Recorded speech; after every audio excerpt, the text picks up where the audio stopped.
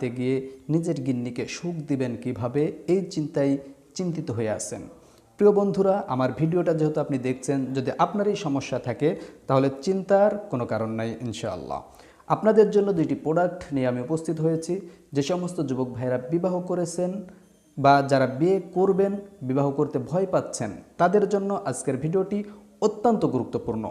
আপনাদের জন্য দুইটি প্রোডাক্ট নিয়ে এসেছি, শাহী হালুয়া এবং মিসাইল বিট।